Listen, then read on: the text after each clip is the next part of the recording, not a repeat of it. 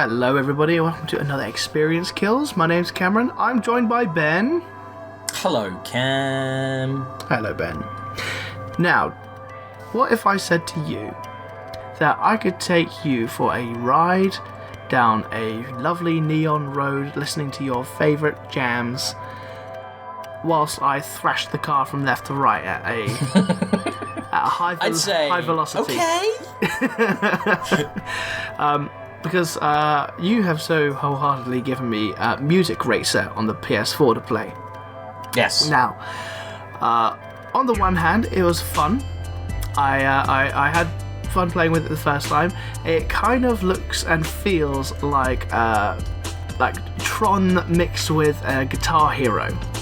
Because you get this world built around you as your car drives down this road, and you have to hit certain points as the music plays, which, like Guitar Hero, you have to hit these points at specific times.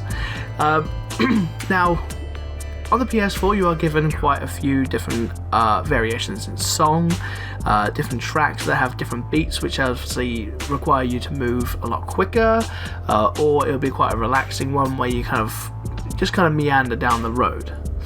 Now, I've researched this quite a bit, and I'm a little bit kind of underwhelmed at this version, because what I've read online with, for example, this first came out on PC, you could use your own music that will automatically have the world built around you, and the beats you hit will be your own music. But in the PS4 version, you're given these random tracks that are pre-made for you, and I don't really like them at all.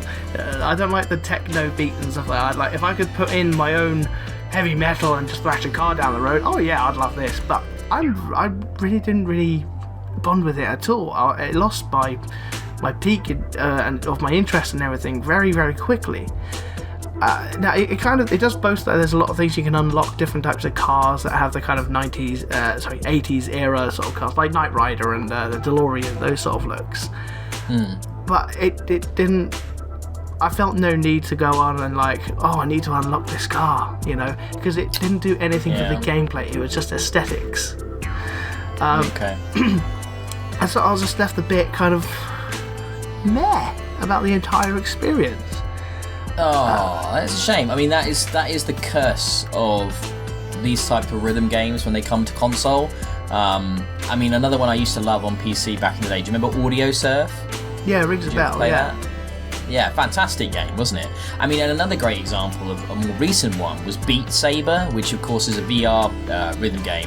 And the PC version, it was you could map it to, I don't know if it was your whole library, but there was a lot of music that you could make it work with. I have the PSVR version, you can't, can you? I do have the PS4 version, and it did lose its kind of gimmick after a while, because there wasn't... Well, obviously I had to download more tracks, but there was nothing no specific albums from specific artists that I could really get, other than Panic at the Disco, by the looks of things. And I'll be damned if I pay £5 to listen to Panic at the Disco.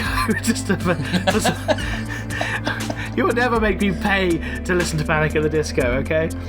It's one of those things, isn't it? I mean, so I take it Music Racer doesn't have any licensed music in it. Then it's all random stuff that kind of techno doesn't vibes. exist. Yeah, that's what it feels like.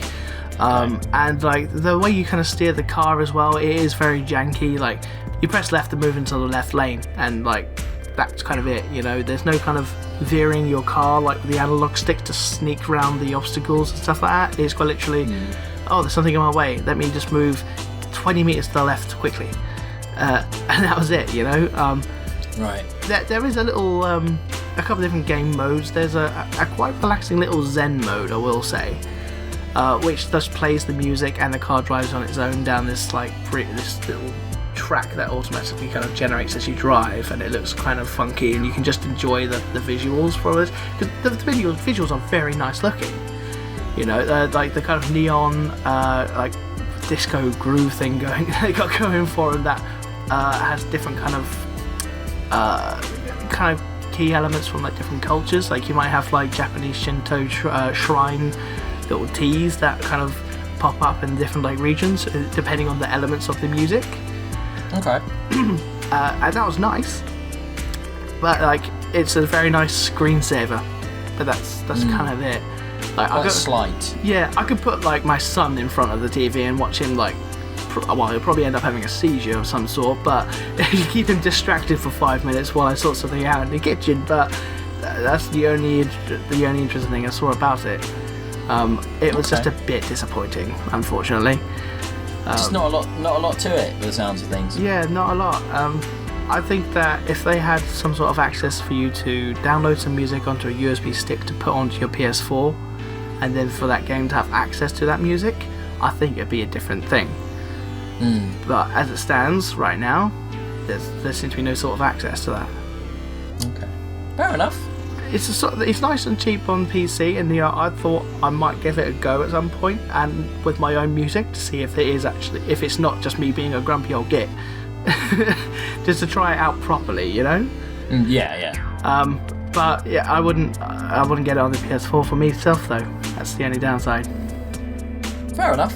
No, I mean it's one of those types of games. I mean, I'm a big fan of rhythm action games. I really liked Aero. Me and Richard are huge fans of that, and I really enjoyed Avicii Invector, which came out recently on consoles as well. But both of them had proper licensed music included, so I think that does mitigate some of the sort of issues with a smaller library if what you've got is quality and mapped very specifically to the experience, where it sounds like this is perhaps more like a demo of the full game, which is what you'd get if you had it on PC.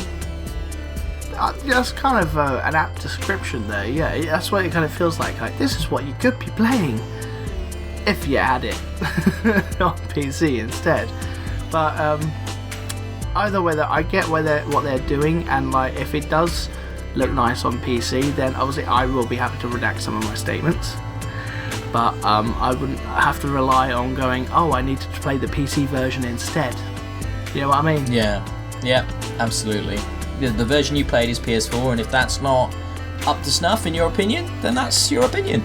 Yeah, I'm entitled to it. Don't you go fighting me for it. So that was a quick one. So that was another episode of Experience Kills. I hope you've enjoyed listening to that.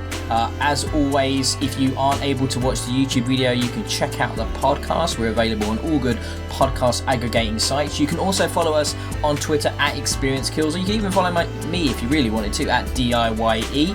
Please give us a like and subscribe to the channel. That's literally, and I do mean this quite literally, all we ask for. So until next time, I have been Ben, and with me as the host for this episode, telling us all about Music Racer was Cameron, but I think he's had to go and die somewhere. So until next time, bye-bye. Thank you, bye.